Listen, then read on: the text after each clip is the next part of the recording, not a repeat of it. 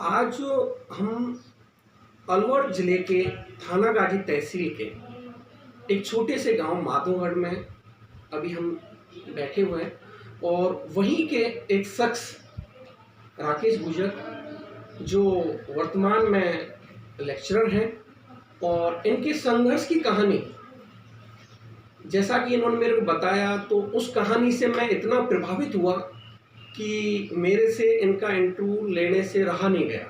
मैंने कहा इनसे कि राकेश जी मैं आपका इंटरव्यू लूँगा और मैं आपकी जो स्टोरी है लाइफ की वो बहुत ही संघर्ष वाली स्टोरी है। आपका जो जिस तरह से आपने बताया कि परिवार का जो बैकग्राउंड है और आप कैसे पहाड़ी स्थल पे पहाड़ियों के ऊपर आपके आवास थे, वहाँ रहते थे, वहाँ कोई स्कूल की व्यवस्था नहीं थी। उसके बावजूद भी जो इनके संघर्ष की कहानी है और इन्होंने खुद ने जो बताई उससे मैं इतना प्रभावित हुआ। तो मैं चाहता हूँ जो समाज की यूथ है वो इनकी खुद की जो कहानी है, जो स्टोरी है, जो संघर्ष का जीवन है उसके बारे में आप सुने और उससे प्रेरणा लें और आगे बढ़ें। मैं राकेश जी से कहना चाहूँगा, राकेश जी आप हमारे समाज की यूथ है जो अभी तैयारी कर रही हैं, उनको आप अपने जीवन का संघर्ष है उसके बारे में बताएं। मेरा मूल गांव थाना गाजी तहसील में नागेर था। वहाँ पे शिक्षा की कोई व्यवस्था नहीं थी, क्योंकि पहाड़ी दुर्गम इलाका था वो। वहाँ राजीव गांधी योजना के अंतर्गत सन 2000 में राजीव गांधी पाठशाला खुली। वहाँ मैंने प्रथम क्लास में एडमिशन लिया। उसके बाद मैंने कक्षा 5 तक वहीं अध्ययन किया।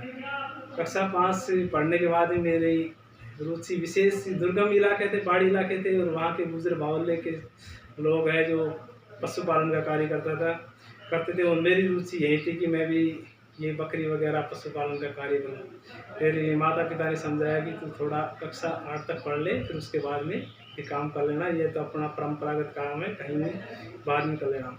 मैंने फिर मेरे घर वालों ने यहाँ परिवार वाले यहाँ रहते थे, ग्राम माधोगढ़ नागेलिया की ढाणी में यह ज़मीन ले रखी थी। मैं सन 2005 में यहाँ गया और यहाँ राजकीय प्राथमिक उच्च प्राथमिक विद्यालय के इलाहाबाद में एडमिशन ले लिया मैंने। यहाँ से मैंने कक्षा 8 उत्तीर्ण की और कक्षा 8 में मेरा द्वितीय स्थान रहा, और वहीं से मेरी लाइफ में एक नया मोड़ आ गया। मेरे अध्ययन में और रुचि बढ़ी और कुछ कर गुजरने का जुनून जाग उठा। उसके बाद मैंने 10th क्लास में मैंने सर्वोच्च स्थान प्राप्त किया। 11th क्लास में मेरे चाचा श्री पोखरमल गुर्जर ने एडवाइस किया कि आप साइंस ले लो और उसमें आगे तैयारी करके और डॉक्टर वगैरह बन जाना। तो मैंने हमारे आसपास साइंस फैकल्टी की कोई स्कूल वगैरह थी नहीं, तो उसके लिए मैं असरोल जयपुर में एडमिशन लिया। तो वहाँ से मैंने 11th कक्षा पास की। तो उसके बारे में मुझे भी इतनी जानकारी नहीं थी कि साइंस से अध्ययन करके आगे डॉक्टर बन सकते हैं, टीचर वगैरह, और किसी क्षेत्र में नहीं जा सकते, इसकी मुझे जानकारी नहीं थी। तो घर वालों ने बताया कि अपने पास इतनी ज़मीन जायदाद है और उसको भी तू डॉक्टर की तैयारी के लिए बेच देगा तो फिर इनका पीछे वालों का क्या होगा। तो मैंने साइंस फैकल्टी चेंज करके और कला संकाय में आ गए मैं, राजकीय उच्च माध्यमिक विद्यालय धौला में, और यहाँ मैंने 12वीं क्लास में प्रथम स्थान प्राप्त किया। यहीं से मुझे कुछ कर गुजरने का जुनून जाग उठा और मेरे दिमाग में एक फील कर रहा था कि मैं किसी न किसी दिन एक अच्छा अधिकारी बन के रहूँगा। तो मैंने फिर इसी के बीच में क्या होता है, कक्षा 9th करने के बाद पापा जी ने, आर्थिक स्थिति खराब थी हमारी, तो पापा जी ने बोला कि तू पढ़ता ही रहेगा, कुछ कमा के भी दिखा कि पैसे कैसे आते हैं, कैसे कमाया जाता है।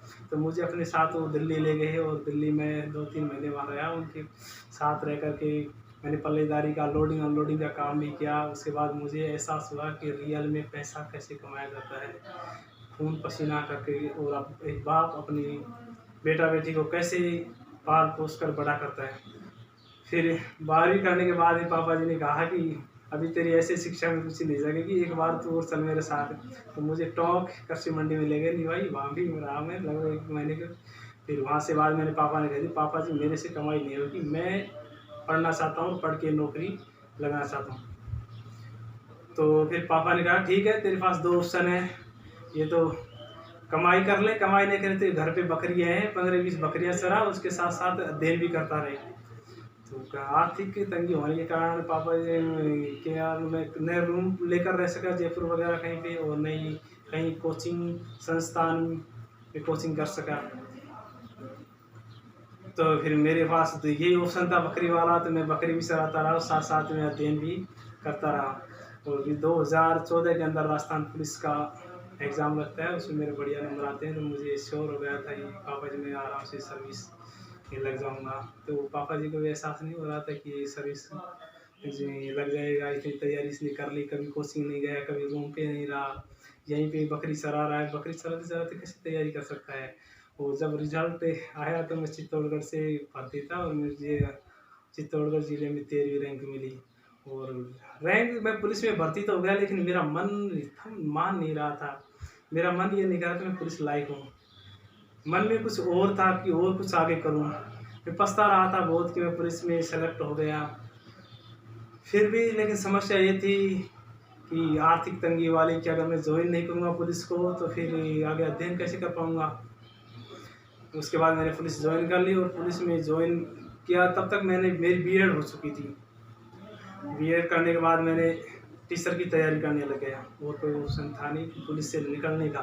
और पुलिस में जैसे जैसे मुझे टर्निंग सेंटर में और टर्निंग करने के बाद में मुझे थाने वगैरह में और जहाँ भी ड्यूटी से जब भी फ्री होता तो मुझे टाइम मिलता तो मैं अध्ययन करता रहता। फिर 2017 में थर्ड ग्रेड टीचर की भर्ती आई और 2018 में सेलेक्ट हो गया। और सेलेक्ट होने के बाद में मेरे गांव के पास ही मुझे स्कूल मिल गई, और फिर भी मैं तैयारी रुकी नहीं मेरी। फिर उसी दरमियान सेकंड ग्रेड की भर्ती आई 2018 की, उसमें मैं सेलेक्ट हो गया। और फिर 2021 के अंदर स्कूल लेक्चरर का रिजल्ट आया, उसमें मैं चयनित हो गया और वर्तमान में मैं राजकीय उच्च माध्यमिक विद्यालय पहाड़ी भरतपुर में कार्यरत हूँ स्कूल लेक्चरर के पद पे। तो मैं समाज के युवाओं को यही कहना चाहता हूँ कि ज़िंदगी में कितनी भी परिस्थितियाँ आएँ, कितनी भी कठिनाइयाँ आएँ, आप उन कठिनाइयों से जूझते हुए आगे बढ़ो। आपके मार्ग में भले कितनी परिस्थितियाँ आएँ, उन परिस्थितियों से घबरा करके और आपको अपना मार्ग चेंज नहीं करना है, चाहे कोई मार्गदर्शन करने वाला हो या नहीं हो। जुनून अपने जिज्ञासा अपने दिल में जगाओ कि मुझे कुछ न कुछ एक दिन बन के दिखाना है। तो मुझे भी यही सोचा था कि मैं जो पापा की ये वर्तमान स्थिति है, परिवार की स्थिति है, उसको एक दिन मैं चेंज करके रहूँगा। तो मैं किसी आने वाली पीढ़ी के ऊपर विश्वास नहीं करता कि मेरा बेटा बेटी या और कोई परिवार में ऐसा शख्स होगा कि वो वर्तमान परिवार की स्थिति को बदल सके। मैंने खुद ही ठान लिया कि मेरे को खुद कर सकता हूँ तो मैं खुद ही कर सकता हूँ, कोई दूसरा मेरे परिवार में करे या नहीं करे मैं दूसरे पे बिलीव नहीं करता। यह है राकेश जी की कर्नल बैंसला को सच्ची श्रद्धांजलि। मैं समाज के हर युवा से कहना चाहूँगा, जिस तरह से राकेश जी कर्नल बैंसला को उनके सपनों को साकार कर रहे हैं। उनका सपना था गुड हेल्थ गुड एजुकेशन, उसको साकार किया है राकेश जी ने। और राकेश जी की तरफ से कर्नल बैंसला को सच्ची श्रद्धांजलि, जो एक छोटे से मुकाम से उन्होंने एक सपना देखा और उसको साकार किया। तो राकेश जी, आप की लाइफ में और आपने जो प्रोग्रेस एक जिस स्टेज पर आप पहुंचे, उसमें कर्नल साहब का क्या रोल रहा है? कर्नल साहब का समाज के लिए अविस्मरणीय योगदान रहा है, जिसको समाज कभी भी उसको भुला नहीं सकता। समाज में जब भी कर्नल साहब ने आरक्षण आंदोलन की मांग उठी थी 2008 में, उसके बाद भी समाज में, उससे पहले तो शिक्षा का कहीं माहौल ही नहीं था।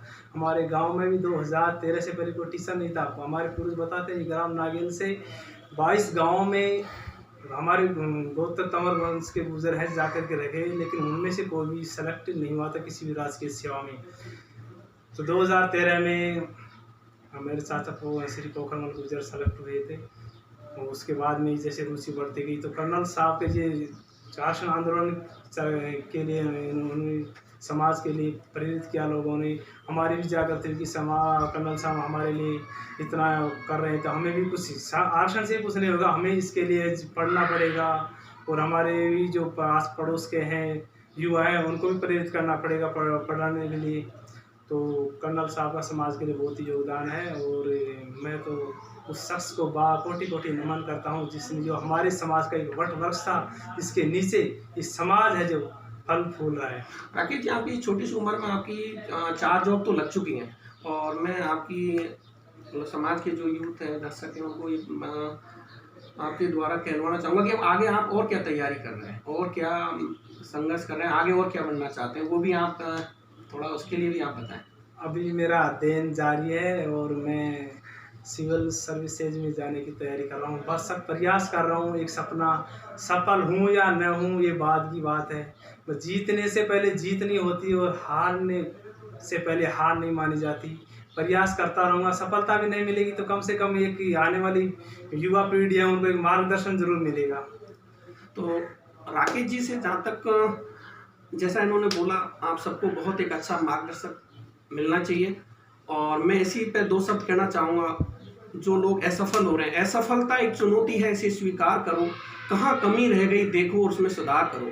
जब तक न हो सफल तुम नींद चैन को त्यागो तुम, संघर्षों का मैदान छोड़ मत भागो तुम, कुछ किए बिना ही जय जयकार नहीं होती, कोशिश करने वालों की हार नहीं होती। जो आपके सामने राकेश जी बैठे हैं, कोशिश करने वालों की हार नहीं हुई और आज एक सफल एक बहुत अच्छी जगह पे पहुंच चुके हैं। और भविष्य में भी मैं इनके लिए ईश्वर से, देवनारायण भगवान से, कर्नल जो समाज के मसीहा हैं उनसे सबसे मैं प्रार्थना करूंगा कि आने वाले टाइम में राकेश के सारे सपने पूरे हों और ये उस मकाम पर पहुंचे जिसके ये सपने देख रहे हैं। और मैं समाज के सभी लोगों से, जिस तरह की इन्होंने बचपन में जो संघर्ष किया, बकरियां चराई और 2-3 मंडियों में इन्होंने पल्लेदारी का काम किया और घर में कोई इस तरह की सुख सुविधाएं नहीं थी, उसके बावजूद भी आज ये उस मुकाम पर पहुंचे और आगे के ये सपने देख रहे हैं। तो इन चीज़ों से, ऐसे यूथ से, ऐसे एक सकारात्मक सोच वाले आदमी से समाज को, हम सबको बहुत कुछ सीखना चाहिए, उससे प्रभावित होना चाहिए, उसका मनोबल बढ़ाना चाहिए और उससे आगे बढ़ने की शुभकामनाएं देनी चाहिए। राम राम साहब, धन्यवाद। राम राम।